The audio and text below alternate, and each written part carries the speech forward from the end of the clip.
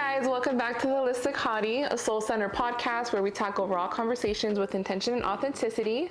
Today we'll be beginning our series on addiction, what it is, what it isn't, and how it deeply affects not just the person struggling, but also the people that love them. Today with me, I have a very, very, very, very special guest. This is my dad. Hi.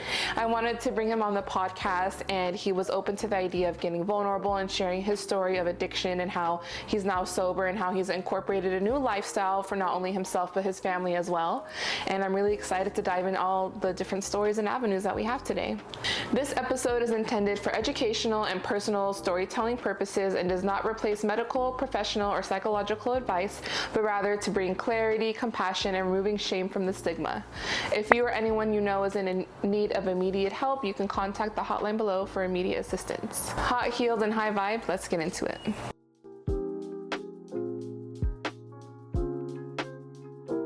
As we tackle our series on addiction, I wanted to break down the two different avenues. So first we'll begin with addiction. Addiction is marked by compulsion, loss of control, and continued behavior despite negative consequences, whereas overindulgence is often situational and still involves some sense of control. Addiction also alters brain chemistry, particularly the reward and impulse regulation systems. Addiction is not only substances, which can often look like pills, alcohol, or hardcore drugs, but it can also be different things that are non-substance, such as gambling, sex, food, spending habits. Substance addiction and non-substance addiction can also activate similar reward pathways in the brain, and they can be just as equally disruptive. When did you realize that you were forming an addiction? Before I had my stroke, I thought it was good. I thought, hey, I don't use a lot. I just use a little bit. It doesn't matter how much you use. Because it could be that one time that just really takes you out, whether it's a little amount or a big amount. And guess what? That's exactly what happened to me. Yeah. How long did you struggle with addiction for, and what were you addicted to? I like crystal meth. When the doctor told me I got a hole in my brain that was this big, I was lucky to be alive. Yeah. And if I don't do something about it right then and there, I'm done for. I'm done for. Luckily, I was in the hospital for like 2 months. I didn't want to have anything to do with drugs at that point anymore. Yeah. He showed me the X-ray, man, and the whole hole in my head was like a 50-cent piece. Damn. And I thank God every night.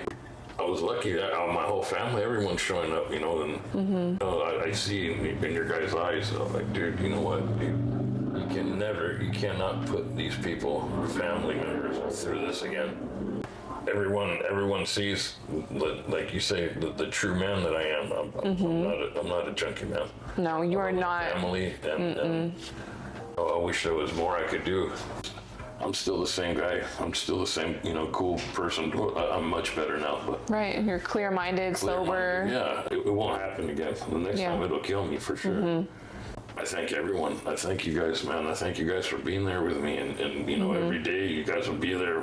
The second they allowed visitors. And I woke up one day and I saw your mom there. And I was like, oh, dude, you should ask him. Yeah. Ask your mom. I was trying to throw swings at her. Yeah. I wish I could remember hitting your mom, dude. Yeah. No, you got knocked in the mouth. Purposely, right, he was out of it. Yeah. And your mom just happened to be the first person. She was that's the funniest part because they're now separated, but of course my mom was there. Imagine that, the first person you got to see right when you wake up. Your ex-wife. Your ex-wife. Dude. First of all, my dad hates hospitals, doctors. He's like the biggest medical phobe, in every situation you could think of. They had to cuff him down because he was super out of it. I'll tell you why they cuffed me down. I thought, I'm awake now. Okay, get me out of here. Yeah, he wanted to leave so bad. Alexia, dude. Yes. Poor Alexia, dude. He called my sister. Listen, no, I called her and she came. She was there. Yeah. And I'm all, dude, I'm telling Lex, pull the car. Go pull the car. Go pull the car in the front.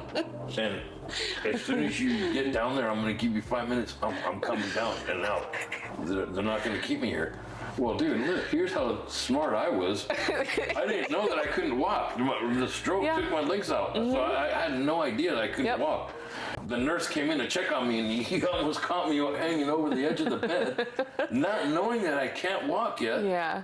And I couldn't walk for like 3 months, dude. It took. Yeah. You had to go to rehab. Right, to go to rehab, and that's where I learned how to walk like a baby. I'm telling Lex, hey, get the car ready. And she's all, no. I'm all, dude, shut the hell up, dude. Go get the damn car ready, dude. Go get the damn car ready. She was crying. She ends up crying because she didn't know what to do. I'm like, dude, telling her, Lex, go get me the damn car or I'm going to take a cab. They shackled me down to the bed, dude, so I couldn't get out. Yep. You literally just woke up from a 2-week coma, like straight out of his coma. He wanted to leave, and we're not talking days after. We're talking this man opened his eyes, and he was calling my sister to come pull the car around because he's ready to go home. Yeah. Oh man, that was crazy. It's already been how many years has it been? 3 or 4 years now. Yeah. There are many different breakdowns when it comes to addiction and its causes. The first one being that research shows about 40 to 60% of a person's biology accounts for risk addiction. Environmental and psychological factors too, such as stress, trauma, being exposed to that space, maybe growing up in that type of home. Also having co-occurring mental health disorders, those can also sometimes intensify not only the symptoms, but also increase the intensity of these drugs that the person is using. So if they have bipolar disorder and they have this addiction to alcohol or hard drugs, whichever the case may be, it can also intensify those symptoms, having that mental disorder that kind of coincides with the effects of the substance. How did you form your addiction? I really never got into it until after I was married and had kids, and from one of my good friends, he'd always be giving me free dope. I'll try it. And then I slowly, a little more, until the day I had my stroke. Even, dude, I never thought that I had a problem. It wasn't me. It was my friends I was getting it from. They're the problem. Yeah, they're the reason I'm this way. Yeah, but it wasn't. You know, they helped me, but you know, it's not their fault or anything like that. You know, by any means. Being an addict often involves shame, secrecy, and emotional disconnection. We often see our loved ones act out of character, become someone we're not familiar with, and develop new patterns over time. How does it feel watching your life completely 180 right in front of you? I could see how it hurt my family, I'm sure. You know, I see that all the time. And the day I woke up out of my coma, man, I was like, dude, this is going to be good, you know? Yeah, like a second breath of life. And now, thank God I survived it, because I wasn't supposed to survive. Things mean more to me now. I understand a lot. I think the best thing ever to happen to me is getting sober. Look back now, it's like, no way, dude. I don't hang around any of those people. I love them. I still, you know, they're still my friends from a long time ago. I love them, and hopefully they can sober up too. Right, you can love them from a distance. Yeah, if someone ever needs help, man, I'm there. You know, I'll gladly help them. I'll tell them how bad, you know, it is. Right.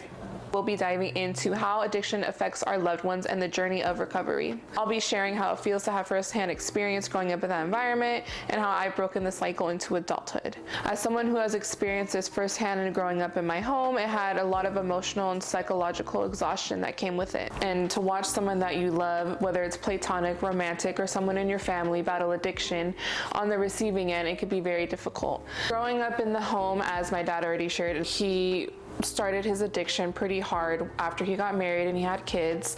I do have a younger sister, so it was me and my sister, my mom and my dad that lived in the house at the time. And being on the receiving end of watching someone struggle with addiction, a lot of the things that came with it was not knowing what a day-to-day would look like in the home. There were days where it could be great and awesome and everything was cool as a cucumber, and then there's other days too where maybe things are just not going right, so the whole household is a little bit shifted.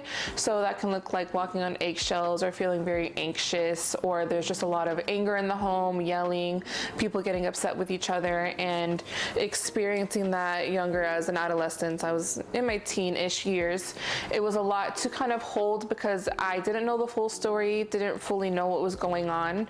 So a lot that also came with it too is I struggled a lot in my high school years, kind of hanging out with the wrong crowd, going places I shouldn't wouldn't be going to like high school parties and things of that sort. It was also just kind of a way to escape for me a lot. I stayed with my best friend a lot at the time. I was always at her house, just kind of anywhere that I knew I wasn't gonna be, my emotions would fluctuate on a day-to-day basis, or that can even look like in the same day. Maybe it starts off good and then ends poorly. I am very sorry to everybody, this, you know, you, your sister, and your mom, you know, growing up, because, like, you know, like, you guys didn't need any of that. But, you know, there again, drugs had control of my mind. Right. You know, not.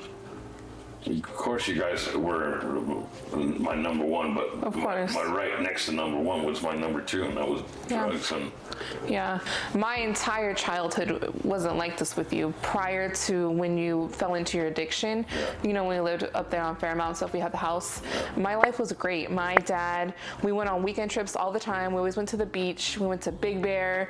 My dad used to work in the movie business. Also, we had the chalkboard and the things that you would bring home from like the movie sets. And he worked on Glee at one point. Me and my sister were obsessed with Glee, and he would come home with all these props. And then he worked on American Horror Story, and he would bring home those props. Like, my dad was very involved. He is not my biological father, but everything in my heart tells me, and everything I've experienced and how he's accepted me, this is my biological father to my roots. I've always called him dad. I've never called him by his first name. I never referred to him as my stepdad. I remember when you were born, your mom and I got married when you were 4. I didn't know he was not my biological dad until I was like in first grade. So for a very long time, I thought he was my dad. He stepped up in every way possible. He provided, he gave me a home, and he gave me that dad and daughter experience that I wanted growing up, I needed. And now that I'm older, and obviously now that you're sober too, we're able to have that adult-to-adult conversation and realize that who my dad was when he struggled with his addiction versus who my dad is to his core are two very different people. And now to this day, now that he's sober and he's present, he has done an excellent job at showing up for his daughters, and now he has a son too. Leland's like 16, 17? 16. Yeah, so he's been a great father all around, and just because... him too, when he was 4 years old, I was with him. Yeah, there is two sides to every person, and like you said, how, you know, your kids and your girls were your number one, but you just had that number two on the side that kind of was controlling your mind at the time. Yeah, it was hard. Even if I wanted to control it, I couldn't. Yeah. I mean, it's a brain altering experience. If I didn't have the stroke, I don't know where I'd be, honestly. Yeah. I'd kill myself, if not kill somebody else by you know, being in that environment, being intoxicated. Growing up in that type of environment, there's two different routes that one can take. So you have the first option where you break the cycle and you get help, whether that's therapy for, you know, all the psychological and emotional distress that one goes through on the receiving end. It could be having a conversation when the other person is sober and you're able to have that conversation where you're ready to forgive, move on, and start a new relationship. Although you experienced it, you don't want to become the addict or also put yourself in that position where you're surrounded by addicts. Another avenue that is a very thin line too. Yeah, very thin line. You can neglect all of that, not take any of those steps, don't get the help, don't get the therapy, don't have those conversations that are really difficult to have, and you find yourself either becoming an addict, because like we spoke earlier, research shows that 40 to 60% can be biological, environmental, and psychological factors. So whoever was in that environment at the time can now become an addict themselves, or they find themselves in a position where either they're falling in love or surrounding themselves with nothing but addicts, because now they want to be the caretaker, and it's something that they learned in childhood that they take into adulthood. I'm sober. I love it. It feels great. I feel bad for people. I feel very bad for people, man, that I see. You know, I wish there was ways to help. I can't help anyone. You got to want to help yourself. Absolutely. It's you want to help yourself, and you know, think of your not my future, my kids' future, my grandkids' future. I don't want them knowing that grandfather was a junkie, dude. He died because of this and that. But, Yeah. Nah, man. That concludes today's episode into our series of addiction, where we speak about what addiction is, what it isn't, and the lifestyle that comes with it. As always, if anyone that you know is in need of assistance or you need assistance yourself, you can contact the hotline below. And I just want to take this time to thank my dad for using this platform to share his story and use this as a safe space to get vulnerable and hear my side, and also to share his experience. And until next time, bye. Bye.